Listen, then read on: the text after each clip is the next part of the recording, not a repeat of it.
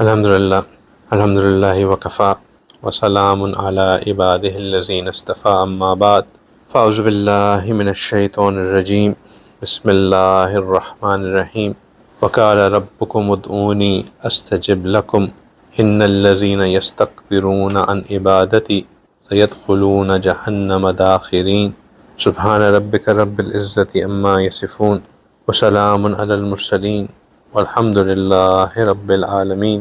اللہم صل علی سیدنا محمد وعلی آل سیدنا محمد وبارک وسلم اللہم صل علی سیدنا محمد وعلی آل سیدنا محمد وبارک وسلم اللہم صل علی سیدنا محمد وعلی آل سیدنا محمد وبارک وسلم رب یسر ولا تعسر وتمم بالخیر وبک نستعین ربی زدنی علما یا فتاح یا فتاح یا فتاح۔ الحمدللہ اللہ سبحانہ تعالیٰ کا کرم ہے، اللہ سبحانہ تعالیٰ کا فضل ہے کہ اللہ سبحانہ تعالیٰ نے ہمیں پھر یہ موقع دیا کہ ہم اس بابرکت مجلس میں شامل ہو سکیں۔ اگر اللہ کی توفیق نہ ہو تو ہم اپنی تمام تر کوششوں، اپنی تمام تر کاوشوں کے باوجود اس طرح کی مجالس، وہ مجالس جن پہ اللہ سبحانہ تعالیٰ کا ایک خاص کرم ہوتا ہے، ایک خاص نظر ہوتی ہے، ایک خاص رحمت ہوتی ہے، ان کا حصہ نہ بن سکے۔ اس مجلس کے خاص ہونے کی وجہ نہ تو میں ہوں نہ آپ ہیں، بلکہ اس میں ذکر کی جانے والی وہ بات جو کہ اللہ کی یاد کی طرف ہمیں پھیرتی ہے، اس میں ذکر کی جانے والی وہ چھوٹی چھوٹی نصیحتیں جو کہ ہمارے دلوں کو اللہ کی طرف پھیرتی ہیں، اس میں سنی ہوئی وہ بات جس کو سن کے شاید ہماری آنکھ سے کوئی ایک ہلکا سا آنسو نکل آئے، وہ آنسو یہ اللہ کو مرغوب ہے، یہ اللہ کو محبوب ہے۔ اور جہاں کہیں اس طرح کی بات ہو رہی ہو، جہاں اللہ کا ذکر ہو رہا ہو، جہاں قرآن سکھایا جا رہا ہو، جہاں نبی پاک صلی اللہ علیہ وسلم کی احادیث مبارکہ کا تذکرہ کیا جا رہا ہو، جہاں شریعت محمد صلی اللہ علیہ وسلم کے نفاذ کے احکامات بتائے جا رہے ہیں، وہ سب کی سب مجالس اسی زمرے میں شامل ہیں اور اللہ کے ہاں اتنی ہی مقبول ہے۔ بس شکر اس بات کا ہے کہ اللہ سبحانہ تعالیٰ ان مجالس میں سے اس ہونے والی ایک مجلس میں ہمیں بھی شامل ہونے کی توفیق عطا فرما دیتے ہیں۔ اس پہ ہم اللہ کا جتنا شکر ادا کریں وہ کم ہے۔ اللہ سبحانہ تعالیٰ بندوں کے احوال بدلتے رہتے ہیں، کوئی شخص کبھی بھی ایک سی حالت میں نہیں رہتا ہے۔ کوئی ایسا بندہ نہیں ہے جو یہ کہہ سکے کہ میں ساری عمر صحت مند رہا، کوئی ایسا بندہ نہیں ہے جو یہ کہہ سکے کہ بس رزق کی دن رات فراوانی ہی رہی، کوئی ایسا بندہ نہیں ہے جو یہ کہہ سکے کہ کبھی کوئی پریشانی آئے ہی نہیں۔ حالات بدلتے رہتے ہیں، کبھی برے ہوتے ہیں تو کبھی اچھے ہوتے ہیں، کبھی انسان صحت کے مزے لے رہا ہوتا ہے تو کبھی بستر پہ بیمار بن کے بیٹھا ہوتا ہے، کبھی گھر میں فراخی اور فراوانی کے دور دورہ ہوتا ہے اور کبھی تنگی اور تنگ دستی کا شکار ہوا ہوتا ہے، کبھی گھر میں آپس میں محبتیں اور قربت کا ماحول ہوتا ہے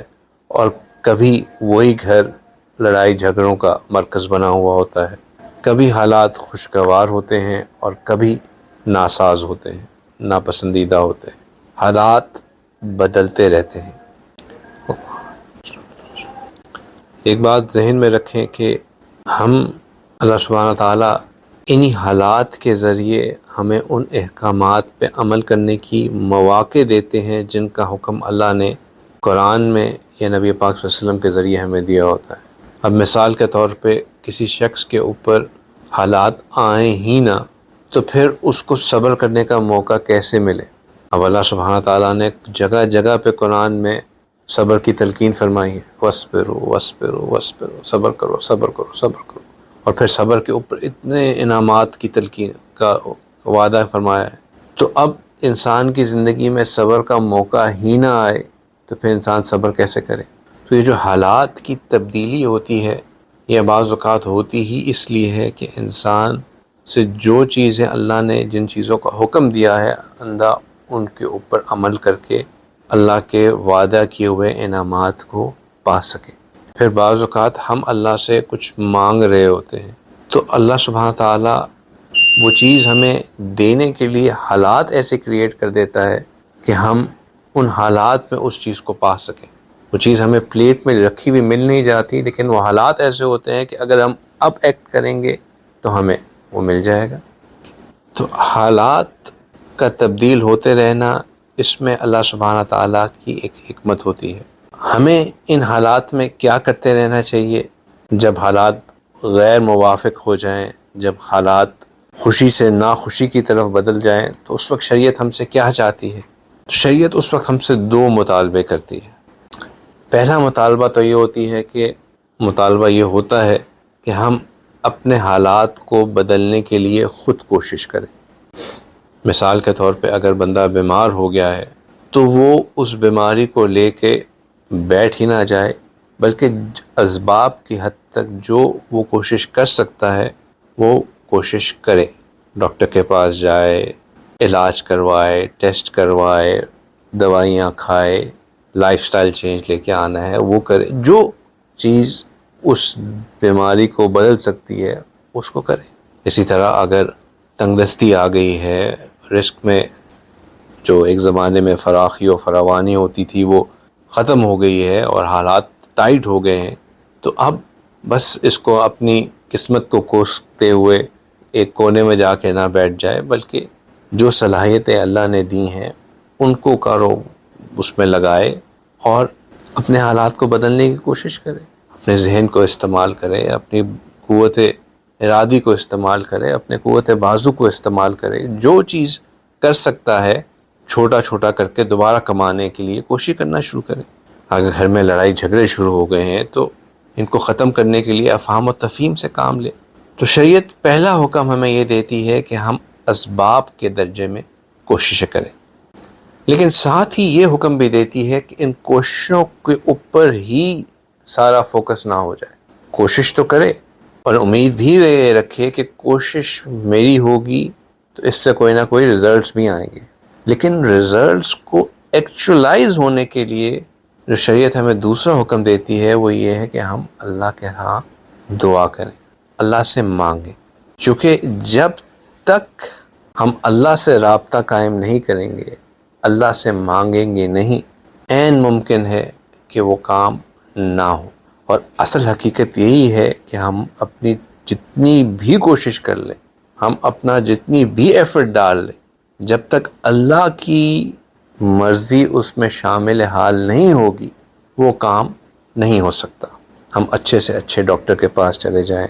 ہم بہترین سے بہترین جگہ پہ انویسٹمنٹ کر لیں، ہم بہت ہی ٹیکٹفلی معاملوں کو سنبھالنے کی کوشش کر لیں، اگر اللہ کی مرضی نہیں ہوگی تو بیمار صحت یاب نہیں ہوگا، غریب امیر نہیں ہوگا، اور لڑائی جھگڑے دوستی میں تبدیل نہیں ہوں گے. یہ سب ہونے کے لیے ضروری ہے کہ اللہ کی مرضی اس میں شامل حال ہو. اور یہ جو اللہ سے رابطہ کرنا ہے، اللہ سے کے سامنے معاملہ پیش کرنا ہے، اس کی جو صورت ہے وہ ہے دعا. اللہ کے سامنے اپنی عاجزی کا اظہار کرنا. دعا اصل میں کیا ہے؟ دعا ہے کہ بندہ اللہ سبحانہ تعالیٰ کے سامنے اپنے آپ کو عاجز بنا کے پیش کرے. اللہ سبحانہ تعالیٰ نے ہر چیز میں ایک تاثیر رکھی ہے. تاثیر سمجھتے ہیں کیا ہوتا ہے؟ کہ اس چیز کے اندر ایک اثر رکھا ہے، ایفیکٹ رکھا ہے. آگ کی تاثیر جلانا ہے، اگر اللہ سبحانہ تعالیٰ اس تاثیر کو ختم کر دیں تو وہی آگ جلائے گی نہیں. اسی طرح پانی کی تاثیر ڈبونا ہے، اگر اللہ سبحانہ تعالیٰ اسی پانی کو حکم دے دے تو جتنا بھی گہرا پانی ہو تمام تر گہرائی کے باوجود وہ ڈبوئے گا نہیں، بندے کو واپس پھینکتا رہے گا. موسیٰ علیہ السلام کا مشہور واقعہ کہ ایک دفعہ ان کی طبیعت خراب ہوئی، اللہ سبحانہ تعالیٰ سے رجوع کیا کہ یا اللہ طبیعت بہت خراب ہے، سمجھ نہیں آ رہی کہ کس طرح اس کا علاج کروں تو آپ کچھ مدد فرما دیجئے. اللہ سبحانہ تعالیٰ نے حکم فرمایا کہ جائیں فلاں درخت ہے اس کے پتوں کو لے کے ان کو بوائل کر کے پی لیجئے، پانی تو صحت یاب ہو جائیں گے. ویسا ہی کیا، گئے پتے لیے، ان کی سے دوائی بنائی اور لے لی، اور فوراً افاقہ ہو گیا، بالکل صحت یاب ہو گئے. کچھ عرصے بعد دوبارہ اسی طرح طبیعت خراب ہوئی، دل میں خیال آیا کہ علاج تو اللہ سبحانہ تعالیٰ سکھا ہی چکے، گئے وہی پتے لیے، اسی طرح دوائی بنائی لی، لیکن درد ویسے کا ویسے ہی۔ پھر اللہ سے رجوع کیا کہ یا اللہ یہ کیا معاملہ ہوا، پہلے تکلیف ہوئی تھی، آپ نے فرمایا فلاں درخت کے پتے لے استعمال کر لو، میں صحت یاب ہو گیا، وہی تکلیف ہوئی، وہی درخت، وہی پتے، اور اب کوئی فرق نہیں پڑا۔ میں نے کہا فرق یہ پڑا کہ پہلے آپ نے مجھ سے رجوع کیا تھا اور میں نے آپ کو گائیڈ کیا تھا کہ یہ کر لیجئے، اب آپ نے خود اپنے آپ کو ڈاکٹر بنا لیا اور خود ہی آپ نے کہا کہ میں علاج کر لیتا ہوں، تو اب اس کے اندر شفا نہیں رہی۔ تو ان پتوں کے اندر جو تاثیر تھی وہ اللہ سبحانہ تعالیٰ کے حکم سے تھی، اور وہ تاثیر پیدا کی اللہ نے موسیٰ علیہ السلام کے اللہ سے رابطہ قائم کرنے پہ، اللہ سبحانہ تعالیٰ سے دعا مانگنے پہ۔ تو اللہ سبحانہ تعالیٰ چیزوں میں اثر ڈالتے ہیں، اور یہ جو چیزوں میں اثر ڈلتا ہے اس میں ایک بہت بڑا رول جو ہے وہ یہ اللہ سے رابطہ قائم کرنا ہے۔ افسوس کی بات یہ ہے کہ ہم آج کل کے زمانے میں اپنا تمام تر فوکس جو ہے وہ اپنی کوششوں کے اوپر رکھتے ہیں۔ ہم جاب ڈھونڈنی ہو تو بہترین سے بہترین کوشش کریں گے کہ ہم اپنا جو ہے وہ ریزیومے تیار کر لیں، انٹرویو کے لیے کال آ گئی تو سب سے بہترین طریقے سے اس کی تیاری کریں گے، اور ہر ممکن کوشش کریں گے کہ اس کا جو ہے ہمارا کام اچھا ہو جائے، بات ہم صحیح طریقے سے کر لیں، ساری محنت کر لیں گے۔ لیکن وہ جو گھنٹوں کی محنت پریپریشن میں کریں گے اس میں سے ہم 5-10 منٹ نکال کے اللہ کے سامنے بیٹھ کے گر گرا کے مانگیں گے نہیں کہ یا اللہ جو میں نے کرنا تھا وہ تو کر لیا، اب باقی کی مدد آپ کر دیجئے۔ ایک دکاندار ہے، وہ خوب محنت کر کے پہلے انویسٹمنٹ جمع کرے گا، پھر دکان خریدے گا، دکان کو سیٹ کرے گا، اس کو سٹاک اپ کرے گا، پورا دن بیٹھ کے مہمان اس کا خریدار کا انتظار کرے گا، کوئی گاہک آ گیا تو اس کے سامنے بڑی بہترین طریقے سے سیلز پچ کرے گا۔ لیکن وہی دکاندار 5 منٹ کے لیے اٹھ کے جا کے نماز پڑھنے کے بعد دعا نہیں مانگے گا کہ یا اللہ باقی سب کچھ تو میں نے کر لیا، اب اس میں خریداروں کو تو متوجہ کرنا ہے، ان کے دلوں میں ڈالنا ہے کہ یہاں آ کے کچھ خرید لیں، وہ آپ کر دیجئے۔ چلیں خریدار اور جاب انٹرویو کو تو چھوڑیے، ہم اپنے بچوں کے دلوں میں ہی یہ نہیں ڈالتے کہ بیٹے ایگزام کی تیاری کرنے کے ساتھ ساتھ ایگزام میں کامیابی کے لیے دعا بھی کرو۔ ہمارا زور یہی ہوتا ہے کہ بچے تیاری کر لو، کورس کو کور کر لو، 1 دفعہ ریوائز کر لو، 2 دفعہ ریوائز کر لو، جتنی محنت کرو گے اتنے اچھے مارکس آئیں گے۔ کتنے والدین ہیں جو اپنے بچوں کو ساتھ یہ بھی کہتے ہیں کہ بیٹے آپ نے تیاری جتنی کرنی تھی کر لی، اب 2 رکعت جا کے آج ایگزام کا دن ہے،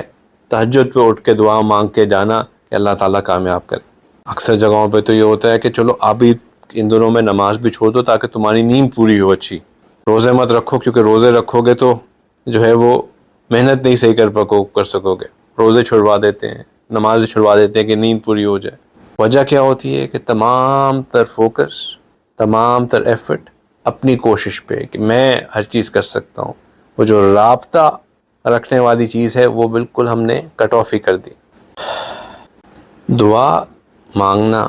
یہ صرف ہماری ضرورت ہی نہیں ہے، یہ اللہ سبحانہ تعالیٰ کے سامنے اپنی عاجزی کا اظہار کرنے کا بہترین ذریعہ ہے۔ اصل میں جب ہم اللہ کے سامنے دعا کر رہے ہوتے ہیں تو ہم اللہ کے سامنے اعتراف کر رہے ہوتے ہیں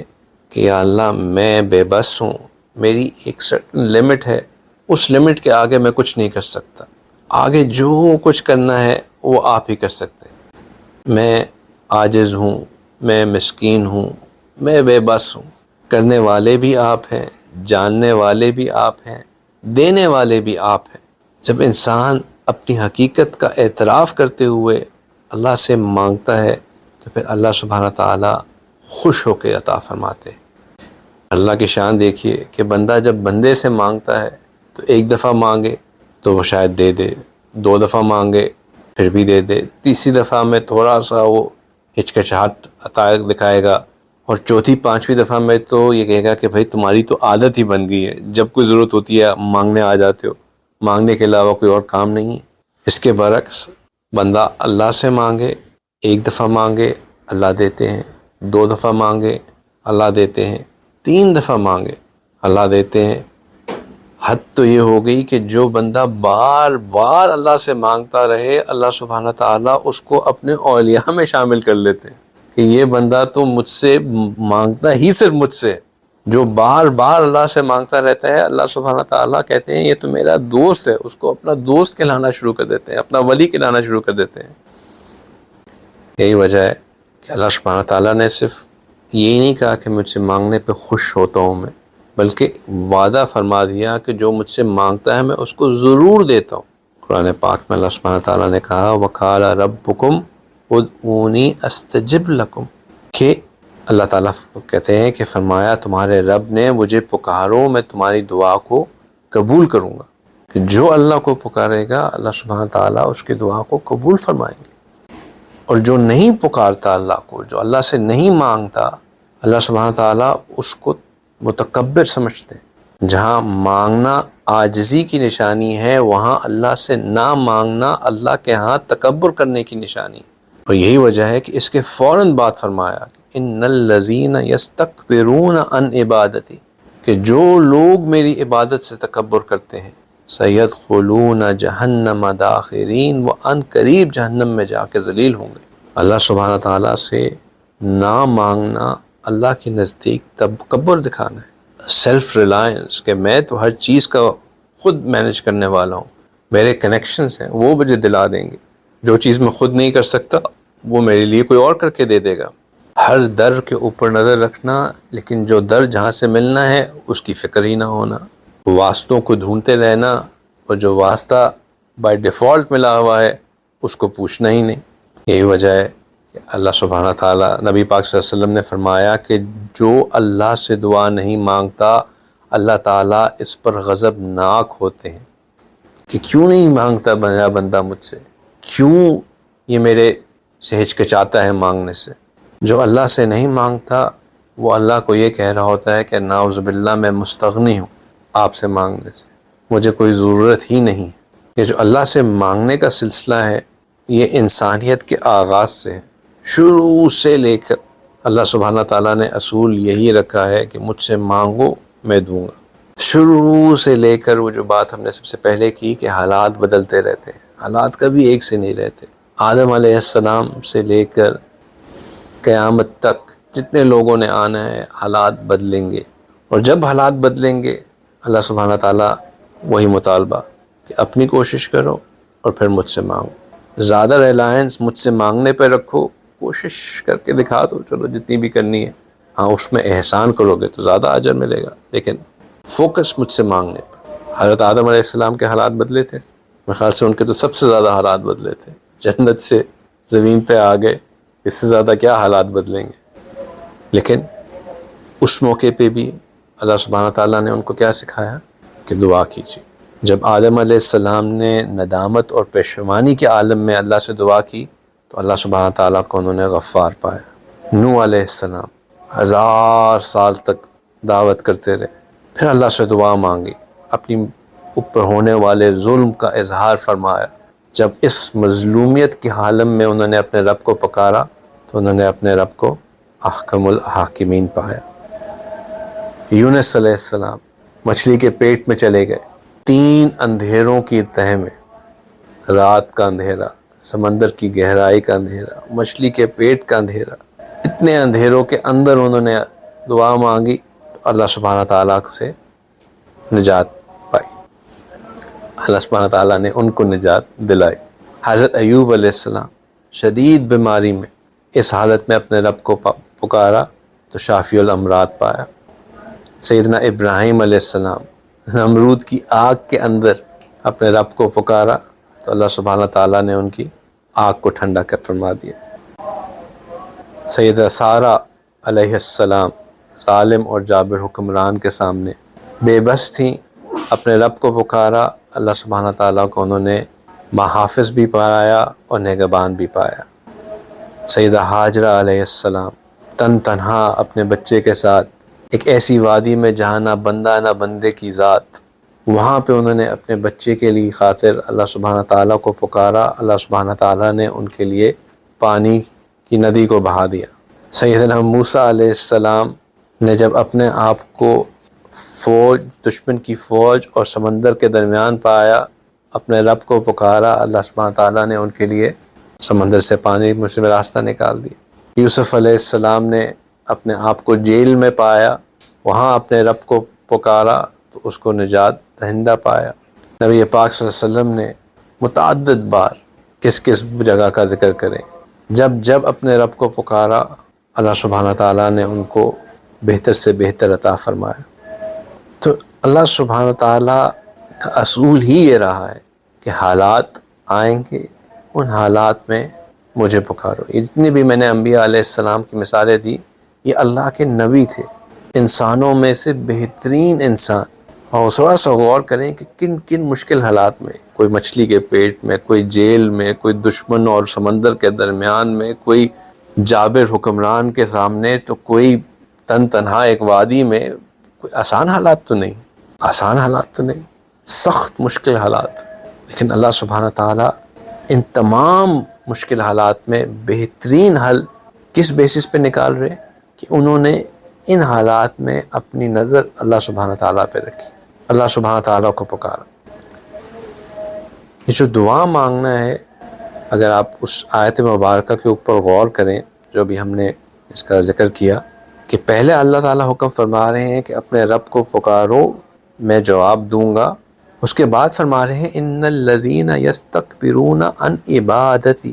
کہ جو لوگ تکبر کرتے ہیں میری عبادت کرنے سے۔ تو یہ جو دعا مانگنا ہے اللہ سبحانہ تعالیٰ کے نزدیک یہ عین عبادت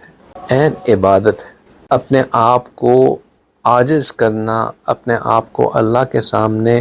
پیش کرنا، اپنی کمزوری کا اعتراف کرنا، یہ ایک مستقل عبادت ہے۔ ہم سمجھتے ہیں کہ ہم دعا صرف اس لیے مانگ رہے ہیں، کتنا سیلفش ایکٹ ہے۔ کچھ لوگ آئے کہتے ہیں کہ جی مجھے لگتا ہے میں بڑا سیلفش ہو رہا ہوں کہ میں اب دعا کر رہا ہوں کہ مجھے یہ چیز دے دیں، مجھے وہ چیز دے دیں، میری یہ ضرورت پوری ہو جائے، وہ ضرورت پوری ہو جائے۔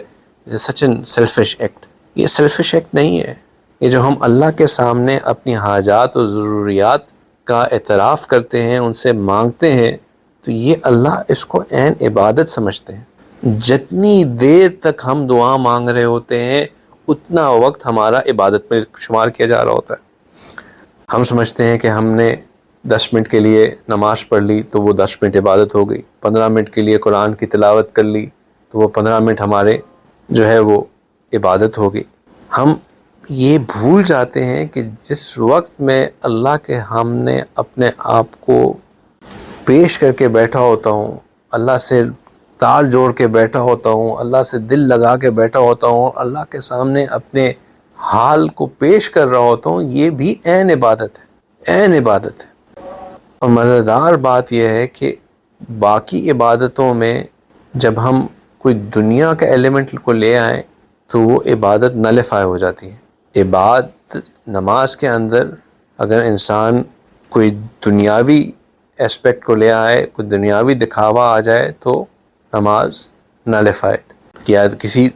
نماز اگر ہم نے کسی دنیاوی غرض کی وجہ سے پڑھ لی تو نماز نلیفائڈ۔ روزہ یا حج اگر کسی دنیاوی غرض کے لیے حج کیا تو حج نلیفائڈ۔ دعا ایک ایسی چیز ہے کہ اگر میں دعا میں صرف دنیا ہی مانگتا رہوں کہ یا اللہ مجھے اچھا گھر مل جائے، یا اللہ مجھے اچھی گاڑی مل جائے، یا اللہ میرے بچے کو اچھی نوکری مل جائے، یا اللہ مجھے سیلری انکریمنٹ مل جائے، اگر میں دعا میں صرف دنیا ہی مانگتا رہوں تو وہ پوری کی پوری دعا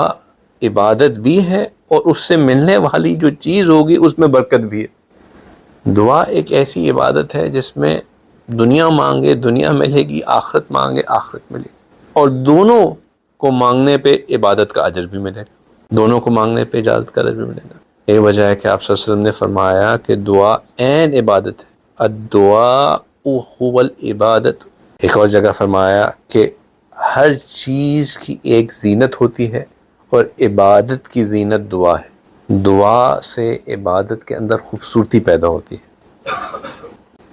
اب جب یہ اتنی اہم چیز ہے اور اس کو کرنا اتنا ضروری ہے تو اس میں پھر شیطان آ کے ایک اور اسپیکٹ بھی ڈال دیتا ہے، وہ کہتا ہے کہ جی ہماری تو دعا قبول نہیں ہوتی۔ تو یہ جو دعا قبول نہیں ہوتی اس کی کیا وجہ ہے؟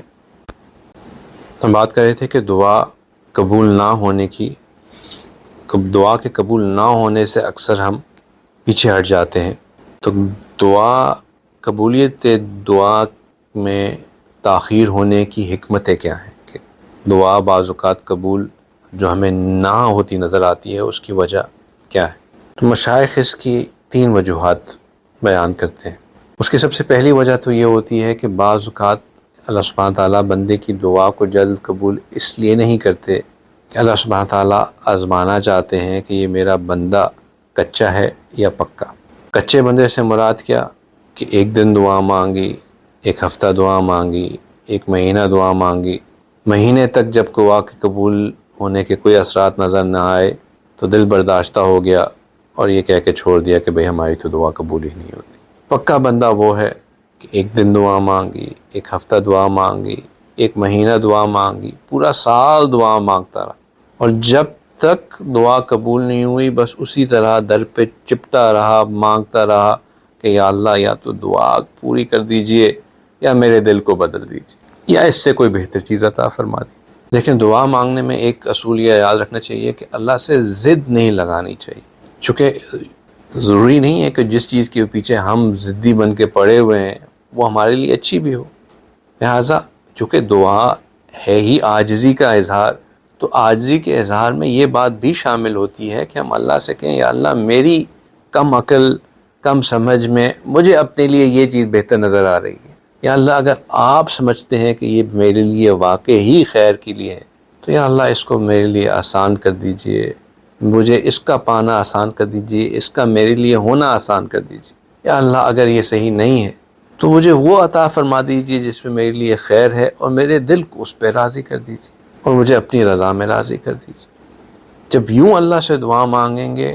تو جب چیز مل جائے گی تو اس میں خیر ہی خیر ہوگی، کیونکہ آپ مانگ تو خیر ہی رہے تھے، اپنی ضد نہیں مانگ رہے تھے۔ اور اگر نہیں ملے گی تو جو آلٹرنیٹ ملے گا اللہ تعالیٰ اس میں دل کو خیر عطا فرما دیں گے۔ اکثر لوگ دعا کرتے ہوئے کہتے ہیں کہ اللہ آپ تو ہر چیز پہ قادر ہیں، سب مجھے کہہ رہے ہیں کہ یہ میرے لیے ٹھیک نہیں ہے، لیکن آپ اس چیز کو صحیح تو کر سکتے ہیں، آپ اس کو صحیح کر کے مجھے دے دیں۔ اللہ تعالیٰ کو کمانڈ دینے کے بجائے اللہ سے عاجز ہو کے مانگنا چاہیے۔ ہاں اللہ تعالیٰ ہر چیز پہ قادر ہے، واقعی ہی اللہ تعالیٰ صحیح کر کے دے بھی سکتے ہیں، لیکن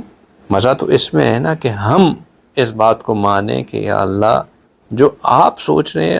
آپ اپنی تقدیر مت بدلیے میرے لیے، آپ میرے دل کو بدل دیجئے کہ میں اس میں راضی ہو جاؤں جو آپ کی تقدیر میں ہے، اس میں زیادہ خیر ہے۔ اور جب اللہ سے ہم یوں مانگتے رہتے ہیں کہ یا اللہ جو جس چیز میں خیر ہے وہ مجھے دے دیجئے، تو پھر جب تک انسان کو شرح صدر نہیں نصیب مل جاتا بندہ مانگتا رہتا ہے۔ شرح صدر سے مراد یہ کہ بندے کا دل ٹھنڈا نہیں ہو جاتا۔ جب ہم یوں اللہ سے مانگتے رہتے ہیں نا کہ اللہ بس مجھے وہ دے دیں جس میں میرے لیے خیر ہے، تو انسان مانگنے سے گھبراتا نہیں، کیونکہ اس کو پتہ ہوتا ہے کہ جب مجھے خیر مل جائے گی میرا دل ٹھنڈا ہو جائے گا۔ یہ جو ہم ابھی میں نے بات کی نا کہ ہم ایک ہفتہ دعا مانگیں گے، ایک مہینہ دعا مانگیں گے، پھر چھوڑ دیں گے کہ جی میری تو سنی نہیں جا رہی، وہ اس لیے ہوتا ہے کہ ہمارا فوکل پوائنٹ ہوتا ہے اپنی چیز لینا، اور جب اپنی چیز نہیں مل رہی ہوتی تو پھر ہم مانگنے سے گھبرانا شروع کر دیتے۔ لیکن جب ہم خیر مانگ رہے ہوتے ہیں تو جب تک کنٹینٹمنٹ آف ہارٹ نہیں نصیب ہو جاتی تب تک بندہ مانگتا رہتا ہے۔ اور یہ پھر مانگنے کی عادت ایسی ہے کہ دنیا کی کنٹینٹمنٹ تو ریسیو مل جاتی ہے، لیکن پھر ایک پریشانی لگی رہتی ہے، اور وہ یہ ہے کہ یا اللہ خاتمہ بالخیر بھی تو دے دے۔ تو بندہ کچھ اور مانگ رہا ہونا یا نہ مانگ رہا ہو، خاتمہ بالخیر تو یقیناً مانگ رہا ہوتا ہے، اور وہ تو کب تک مانگے گا جب تک خاتمہ بالخیر نہیں ہو جائے گا۔ تو یہ مانگنے کی پھر عادت جاتی نہیں، اور اللہ سے مانگنے کی عادت جیسے ہم نے ابھی ڈسکس کیا یہ ایک اچھی عادت ہے، یہ اللہ کو پسند ہے، یہ عین عبادت ہے۔ دنیا سے مانگنا یہ اچھی چیز نہیں ہے، لیکن اللہ سے مانگنا یہ بہت مرغوب چیز ہے، یہ بندے کو اللہ کا دوست بنا دیتی ہے۔ دوسری وجہ جو بندے کو پٹ آف کرتی ہے دعا مانگنے سے، یا بندہ جو ہے وہ دعا میں تاخیر کی وجہ بنتی ہے، وہ یہ ہے کہ ہم دعا تو مانگ رہے ہوتے ہیں لیکن ہمیں دعا کی قبولیت کا یقین نہیں ہوتا۔ یہ جو دعا کی قبولیت کا یقین نہ ہونا ہے یہ بھی گیم کو خراب کر دیتا ہے، کیونکہ ایک سمپل سا اصول ہے، وہ اصول کیا ہے کہ انا عند ظن عبدی بی، اللہ سبحانہ تعالیٰ کہتے ہیں کہ میں اپنے بندے کے ساتھ اس کے گمان کے مطابق، اچھا گمان ہوگا اچھا آؤٹ کم ہوگا، برا گمان ہوگا برا آؤٹ کم ہوگا، گمان ود اے کویسچن مارک ہوگا، out come with a question mark ہوگا۔ ہم اس گمان سے دعا کریں گے کہ شاید پوری ہو شاید نہ پوری ہو، تو کام شاید ہو شاید نہ ہو۔ جب ہم اس گمان سے دعا کریں گے کہ میں اپنے رب سے مانگ رہا ہوں تو میرا رب تو ضرور دے گا، تو اللہ بندے کے اس گمان کے مطابق اس کو ضرور عطا کرتے ہیں۔ اور پھر وہی بات کہ جب ہم مانگ یہ رہے ہوں گے کہ یا اللہ بس جس میں خیر ہے مجھے وہ دے دیجئے، تو پھر جو چیز ملتی ہے وہ شرح صدر ملتی ہے، کنٹینٹمنٹ آف ہارٹ مل جاتی ہے، خیر مل جاتی ہے۔ بعض اوقات ہم مانگنا شروع کرتے ہیں بڑی چیز سے، لیکن ساتھ یہ کہہ رہے ہوتے ہیں کہ یا اللہ جس میں خیر ہے وہ دے دیجئے۔ اللہ سبحانہ تعالیٰ حالات کو ایسے بدلتے ہیں کہ وہ جو چھوٹی چیز ہمیں مل رہی ہوتی ہے ہم اسی میں اللہ کا شکر ادا کرنا شروع کر دیتے ہیں کہ اللہ شکر ہے مجھے یہ چھوٹی چیز ہی مل گئی، اسی میں خیر تھی، وہ بڑی چیز ملتی تو پتہ نہیں میں کہاں پھنس جاتا۔ اللہ سبحانہ تعالیٰ آنکھوں کے سامنے سے پردہ ہٹا دیتے ہیں، لیکن مانگنا کے لیے جو چیز ضروری ہے وہ یہ ہے کہ ہم یقین سے مانگیں۔ ہم مانگنا شروع کرتے ہیں، شیطان آ کے ہمارے دل میں ڈال دیتا ہے کہ تم تو گنہگار سیاکار، تمہاری دعا کس نے سننی؟ ہم کہتے ہیں ہاں یار واقعی میری دعا کی کیا قبول ہونا، چھوڑو میں تو مانگتا ہی نہیں، وہ تو اللہ کے کوئی بہت ہی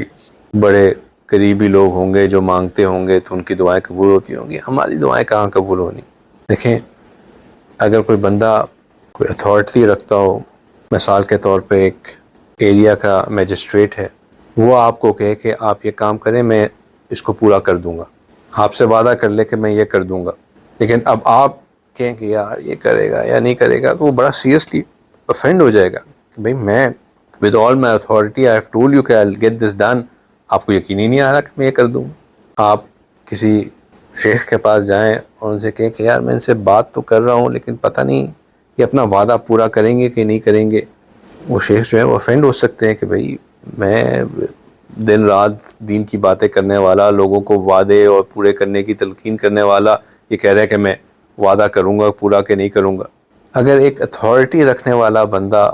اس کے اوپر شک کیا جائے کہ وہ اپنی اتھارٹی کو صحیح یوز کر سکے گا اور اپنے وعدے کو پورا کرے گا یا نہیں کرے گا، اس پہ وہ افینڈ ہو سکتا ہے۔ تو اللہ سبحانہ تعالیٰ جو ہر چیز پہ قادر ہے، ہر چیز ان کے کنٹرول میں ہے، جب وہ ہم سے وعدہ کریں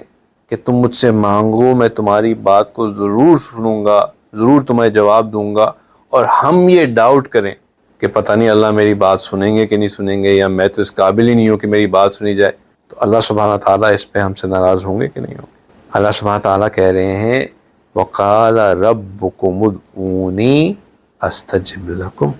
کون؟ ربکم۔ رب کون ہوتا ہے؟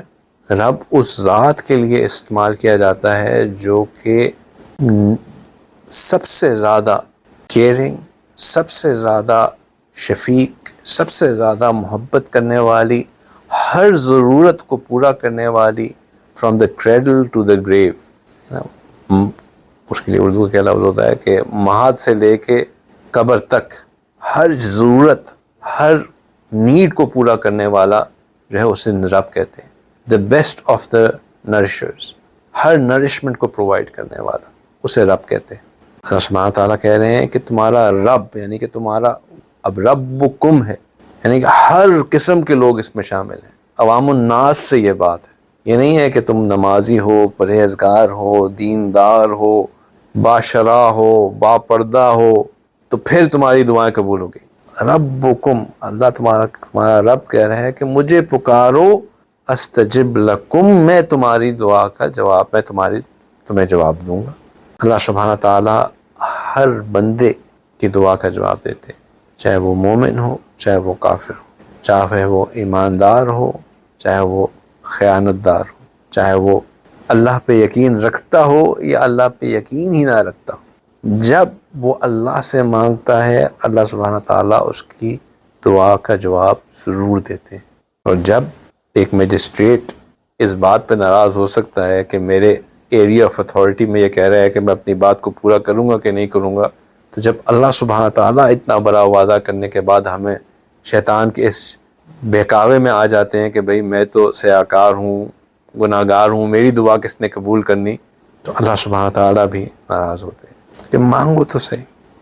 یہی وجہ ہے کہ مشائخ کہتے ہیں کہ جب آپ سے گناہ نہ چھوٹ رہا ہو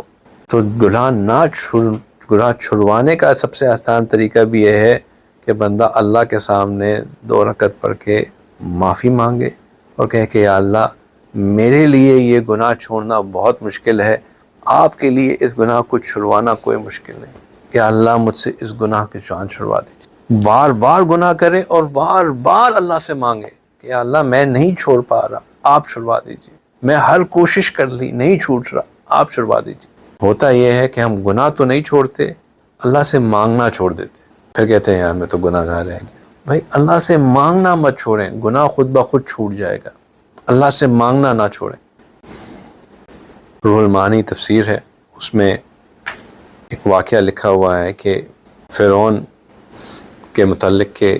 ایک وقت ایسا آیا کہ دریائے نیل میں پانی بہنا بند ہو گیا، اور جب پانی بہنا بند ہو گیا تو ظاہر بات ہے اس کے ساتھ نکلنے والی جتنی ٹریچری کنالز تھیں اور آگے جتنے بھی آپاشی کے لیے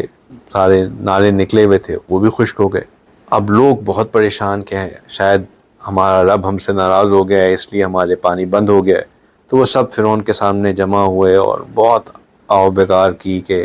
ہمیں معاف کر دیں، ہم سے جو غلطی ہوئی اس کو بخش دیں، ہمارا پانی بحال کر دیں، خشکی ہو رہی ہے اور قحط ہو جائے گا اور یہ ہو جائے گا۔ تو فرعون نے سب کی بات سنی اور کہا کہ ٹھیک ہے جاؤ کل کچھ کرتے ہیں اس بارے میں۔ تو اس رات فرعون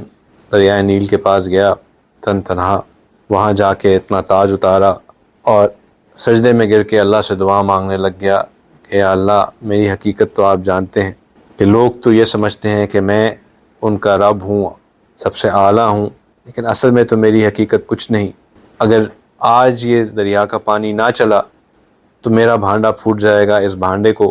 پھوٹنے سے بچا لیجئے اور دریائے نیل کو چلا دیجئے۔ تو ابھی اس نے سجدے سے سر اٹھایا نہیں تھا تو دریائے نیل میں پانی بہنا شروع ہو گیا، اور اگلے روز صبح جو ہے لوگ بڑے خوش کہ دیکھو کس طرح واپس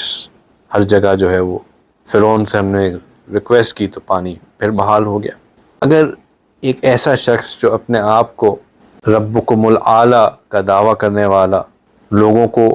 اس بات کا یقین دلانے والا کہ سب سے اعلیٰ رب وہی ہے، اگر اللہ کے سامنے دعا مانگ کر التجا کر سکتا ہے اور اللہ کس کی دعا کو قبول کر سکتے ہیں، تو ایمان والے لوگ جو دن میں کئی بار اپنا سر اللہ کے سامنے ٹیک کر سبحان ربی الاعلیٰ کی تسبیح کرتے ہیں، اللہ ان کی دعاؤں کو کیوں نہیں قبول کرے گا، ضرور قبول کریں گے۔ بس ہم مانگنا چھوڑ دیتے ہیں، اللہ دینے سے کبھی نہیں پیچھے ہٹتے، ہم مانگتے رہیں گے اللہ ضرور دیں گے۔ اور تیسری وجہ جس کی وجہ سے دعاؤں کی قبولیت میں تاخیر ہوتی ہے وہ یہ ہوتی ہے کہ ہمیں دعا مانگنے کا طریقہ نہیں آتا۔ یہ جو بات ہم پہلے بھی کر چکے لیکن اس کو مزید سمجھنے کی ضرورت ہے۔ دعا مانگنے کا طریقہ ایک ہوتا ہے کسی کو کام اسائن کر دینا۔ جب مینیجر صبح آفس میں آتا ہے تو وہ کہتا ہے کہ آپ نے آج یہ کام کرنا ہے، تم نے یہ فائل رجسٹر کرانی ہے، تم نے آج یہ پیمنٹس کروانی ہے، تم نے اتنی کلیکشن کرنی ہے، تم نے یہ کام کرنا ہے، تم نے یہ کام کرنا ہے، تم نے یہ کام کرنا ہے۔ ہم گھر سے نکلتے ہوئے اپنے گھر میں کام کرنے والوں کو کہتے ہیں کہ سبزیاں بھی لے آنا، برتن بھی صاف کر دینا، یہ بھی کر دینا، وہ بھی کر دینا، کام اسائن کر رہے ہوتے ہیں۔ اللہ سبحانہ تعالیٰ سے جب دعا مانگ رہے ہوتے ہیں تو اللہ کو کام اسائن نہیں کرنا چاہتا۔ یہ نہیں ہوتا کہ یا اللہ میرے بیٹے کو نوکری بھی دے دے، میرے گھر میں خوشیاں بھی لے آ، میری جو بیٹی بیمار ہے اس کو صحت بھی دے دے، اور جو 3 بچے ان کی ابھی تک شادی نہیں ہوئی ان کے لیے رشتے بھی چاہیے۔ اللہ کو کام نہیں اسائن کرنا ہوتا، اللہ سے مانگنا ہوتا ہے۔ اور جو مانگنے کے لیے جو چیز ہوتی ہے اس میں عاجزی ہوتی ہے۔ ایک بچہ جس نے اپنی امی سے ٹافی کے پیسے نکلوانے ہوتے ہیں، وہ امی کو اوپر آرڈر نہیں چلا رہا ہوتا کہ ٹافی کے پیسے دیں، وہ پلیز پیسے دیتے ہیں، پلیز دے دیں، پلیز پلیز۔ اس کی زبان میں ایک عاجزی ہوتی ہے، اور جب زیادہ پلیز پلیز کرنے کے اوپر امی تنگ آ جائیں اور ساتھ ایک لگ جائے تو یہ نہیں ہوتا کہ وہ پلیز پلیز کرنا بند کر دیتا ہے، وہ اس پلیز پلیز کو ایمپلیفائی کر دیتا ہے ساتھ میں رونے کو ایڈ کر کے۔ وہ پلیز پلیز اپنی جگہ وہاں ہی رہتی ہے لیکن اب اس میں رونا دھونا بھی آ جاتا ہے۔ اب جب ماں دیکھتی ہے کہ بچہ ویسے ہی تڑپ بھی رہا ہے، اب تو رونا بھی شروع کر دیا ہے، تو پھر دل پگھل جاتا ہے اور پھر وہ اس کی چیز پوری کروا دیتی ہے۔ اللہ سبحانہ تعالیٰ بھی ہم سے یہی چاہتے ہیں کہ جب ہم اللہ سے مانگیں تو عاجزی کے ساتھ مانگیں، عاجزی کے ساتھ مانگیں، یہ بات ضروری ہے۔ اپنے رب سے دعا کرو گر گرا کے اور چپ کے بھی۔ یہ جو گر گرا کے اللہ سے مانگنا ہے یہ اللہ کو پسند ہے۔ یہ جو دعا مانگتے ہوئے آنکھ سے آنسو نکلنا ہے نا، اس آنسو کی اللہ کے ہاں بہت بڑی قدر ہے۔ اللہ اس آنکھ سے نکلے ہوئے آنسو کی بہت قدر کرتے ہیں کہ میرا بندہ مجھ سے اس طرح مانگ رہا تھا کہ اس کی آنکھ نم ہو گئی۔ اور خاص طور پہ جب یہ آنسو اس وقت نکلے جب کوئی دیکھ نہیں رہا ہوتا، کیونکہ اس وقت کسی کو دکھاوے کا آنسو نہیں ہوتا۔ اور جس کے نے یہ ایکسپیرینس کیا ہے وہ ہینڈ آن ہارٹ یہ بات کہہ سکتا ہے آپ کو کہ چاہے اس کے بعد دعا قبول نہ ہو، لیکن وہ جو ایک مٹھاس میرے دل میں محسوس ہوئی کہ میں نے اللہ کے سامنے اپنا دل ہلکا کیا، اس مٹھاس کا کوئی کمپیریزن نہیں۔ وہ جو ایک سویٹنس آف ٹیسٹ ملتا ہے اللہ کے سامنے رو کے مانگتے ہوئے، وہ کسی اور چیز میں نہیں ملتا۔ جس طرح بچہ ماں سے مانگتے مانگتے زمین پہ بھی لیٹ جاتا ہے، زمین پہ لوٹ پوٹ ہونا شروع ہو جاتا ہے، ہم بھی اللہ سے مانگتے مانگتے کبھی یوں لوٹ پوٹ تو ہوں، یوں مانگے تو صحیح اللہ کے سامنے۔ کتابوں میں ایک عجیب واقعہ لکھا ہے، کہتے ہیں کہ ایک نیک آدمی تھا، لوگ اس کے پاس آتے تھے اور اس کو اپنی امانتیں ان کے پاس رکھواتے تھے۔ وہ کہتے تھے کہ بھائیوں مجھے امانت مت دو، کیونکہ امانت کا شرعی اصول یہ ہے کہ اگر میرے پاس امانت ضائع ہو گئی تو میں اس کا ضامن نہیں ہوں گا، ہاں تم مجھے قرض دے دو، جو چیز تم مجھے رکھوا رہے ہو کہو کہ یہ ہم نے آپ کو بطور قرض دی، اب میرے پہ یہ واجب ہوگا کہ میں اس قرض کو تمہیں لوٹاؤں۔ کہتے ٹھیک ہے اس طرح کر لیتے ہیں۔ اب جو لوگ ان کو بطور امانت یا بطور قرض پیسے دیتے وہ ان پیسوں کو غریبوں پہ خرچ کر دیتے۔ اب ایک وقت ایسا آیا کہ بہت قرضہ سر پہ جمع ہو گیا اور سارے کے سارے قرض دار جو ہیں وہ اب مطالبہ بھی کرنے لگ گئے بھئی ہمارا پیسے واپس کریں ہمیں۔ اب ایک ایسا ہی دن تھا، شام کا وقت تھا، جیسے آپ حضرات سامنے بیٹھے ہوئے ہیں، اسی طرح بہت سے قرض دار جو ہیں وہ قرض کا مطالبہ کرنے کے لیے سامنے بیٹھے ہوئے، اور حضرت بھی بیٹھے ہوئے اور سب لوگ بھی بیٹھے ہوئے، اور سب لوگوں نے شور مچایا ہوا کہ بھائی پیسے واپس کریں، کیا آپ نے ایسے ہی بٹھایا ہوا ہے، کب تک ہمیں واپس ملے گے، ہمیں ٹائم چاہیے، ڈیٹ چاہیے، کب ملے گے ہمارے پیسے واپس۔ خاموش بیٹھے ہوئے حضرت۔ اتنے میں ایک بچہ آیا اور بچے کے پاس آئس کریم یا حلوہ جو بھی سمجھ لیجیے، تو انہوں نے کہا کہ بچے ادھر آؤ، شاباش، یہ جتنے بھی حضرات بیٹھے ہوئے کافی دیر سے بیٹھے ہوئے ان سب کو آئس کریم کھلا دو۔ تو بچے نے بڑا خوش ہوا کہ جو آج تو میرے بہت مزے ہو گئے، ساری میری آئس کریم جو ہے اتنے زیادہ لوگ بیٹھے ہوئے سب میری آئس کریم بک جائے گی۔ اس نے خوشی خوشی سب کو آئس کریم کھلا دی۔ انہوں نے کہا حضرت جی یہ مثال کے طور پہ 2 درجن آئس کریم کھلائیے تو اتنے پیسے ہو گئے۔ تو انہوں نے کہا کہ بچے یہ سب بھی پیسے مانگنے کے لیے بھی بیٹھے ہوئے ہیں، آپ بھی یہاں بیٹھ جاؤ۔ اب وہ بچہ جو ہے وہ سوچنے لگا کہ یار میں تو میری اپنی پیسے آئس کریم تھوڑی تھی، میں نے تو دکاندار سے لی تھی، اور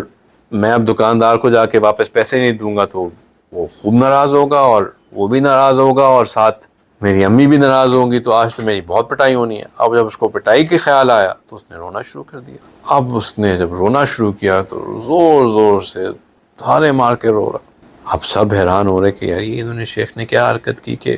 پہلے ہمارے پیسے نہیں تھے، اب اس بچے کے بھی پیسے نہیں دے رہے اور بچہ رو بھی رہا ہے۔ بہرحال اسی اثنا میں ایک بندہ آیا اور اس نے شیخ سے کہا کہ حضرت یہ آپ کے لیے ہدیہ۔ انہوں نے وہ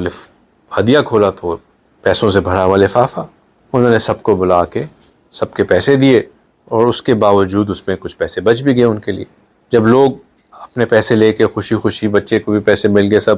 چلے گئے، تو ان کے جو خادم تھے انہوں نے ان سے پوچھا کہ حضرت یہ آپ نے کیا کیا؟ ہم کچھ سمجھ نہیں آئی کہ پہلے ہی پیسے نہیں تھے اور سب انتظار میں بیٹھے تھے، اوپر سے آپ نے بچے کو سے بھی چیزیں لے لیں۔ نے کہا کہ دیکھو سب بیٹھے ہوئے تو تھے اور انتظار بھی کر رہے تھے، غصہ بھی ہو رہے تھے، لیکن کوئی رو نہیں رہا تھا۔ سب مانگ رہے تھے کہ لیکن کوئی رو نہیں رہا تھا، اور مجھے یقین تھا کہ جب کوئی رو کے مانگے گا تو اللہ سبحانہ تعالیٰ ضرور معاملہ آسان کر دیں گے۔ حضرت دامت برکاتہم فرماتے ہیں کہ وہ مجھے ہمیشہ یہ کہتے ہیں کہ ان کے حضرت ان کو یہ کہا کرتے تھے کہ مدرسے والے روتے بھی رہتے ہیں اور اللہ تعالیٰ ان کا کام بھی چلاتے رہتے ہیں. تو یہ اصول ایسے ہی اللہ کے سامنے گڑ گڑا کے اپنی ضرورت پیش کرتے رہنا، اللہ تعالیٰ کام کو چلاتے بھی رہتے. اب یہ ساری آج کی جو آپ سے باتیں کی دعا مانگنے کی، اس کی وجہ یہ ہے کہ ہم اکثر اپنی زندگی میں حالات کو دیکھتے ہیں تو ہم یہ کہتے ہیں کہ ان حالات میں کیا کر سکتا ہوں، چاہے وہ جیو پولیٹیکل حالات ہوں، سوشل حالات ہوں، اکنامیکل حالات ہوں. ہم ہمیشہ بے بسی کا اظہار ہی کرتے ہیں، جی میں کیا کر سکتا ہوں. ہم ذہن میں ہمارے یہی ہوتا ہے کہ جب تک میں فزیکلی وہاں پہ نہیں ہوں گا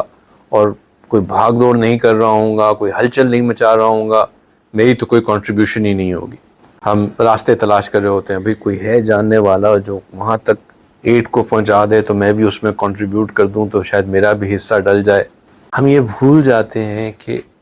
دعا ایک ایسی چیز ہے جو ہر کنٹریبیوشن سے بہتر کنٹریبیوشن، اور جب ہم کچھ نہیں کر سکتے تو دعا کرنے سے بہت کچھ ہو جاتا ہے. اس وقت حضرت جی دامت برکاتہم کی طبیعت کافی ناساز ہے. ہم یہ نہیں سمجھیں کہ ہم کچھ بھی نہیں کر سکتے، ہم کر سکتے ہیں. ہم ان کے لیے دعا کر سکتے ہیں، بار بار دعا کر سکتے ہیں، مسلسل دعا کر سکتے ہیں. ہماری اس دعا سے اللہ سبحانہ تعالیٰ ان کو شفائے کاملہ عاجلہ مستمرہ عطا فرمائے. ہم دور بیٹھے یہ سمجھیں کہ جی وہ تو کچھ خاص ان کے قریبی لوگ ہیں جو ان کی بھاگ دوڑ کر سکتے ہیں، خدمت کر سکتے ہیں، وہی سارا اجر کما لیں گے. نہیں، ان کو ان کی خدمت کا اجر ملے گا، لیکن شاید آپ کو آپ کی دعاؤں سے ان کی خدمت سے زیادہ اجر مل جائے، کیونکہ آپ جو دعا مانگیں گے وہ بغیر کسی دکھاوے کے وتھ کمپلیٹ سنسیئرٹی ہوگی. اور ویسے بھی ایک مومن کے لیے پیٹھ پیچھے دعا مانگنا اللہ سبحانہ تعالیٰ کو بہت پسند ہے. جو اپنے مومن بھائی کے لیے اس کے پیٹھ پیچھے دعا مانگتا ہے، اللہ سبحانہ تعالیٰ وہی چیز اس کے حق میں بھی جاری فرما دیتے ہیں. تو اس وقت ان لمحات میں حضرت جی دامت برکاتہم کے لیے خصوصی دعا کرتے رہیں، مسلسل دعا کا اہتمام کرتے رہیں. اللہ تعالیٰ ان کو صحت کاملہ عاجلہ مستمرہ عطا فرمائے. جو مشکل وقت اس وقت آیا ہوا ہے، اللہ تعالیٰ اس کو آسانی میں تبدیل فرمائے. اللہ تعالیٰ ان کا سایہ ہمارے اوپر تا دیر قائم و دائم رکھیں. ہمیں مسلسل ان کی صحبت سے، ان کی فیض سے مستفید ہونے کی توفیق عطا فرمائے. وآخر دعوانا ان الحمد للہ رب العالمین.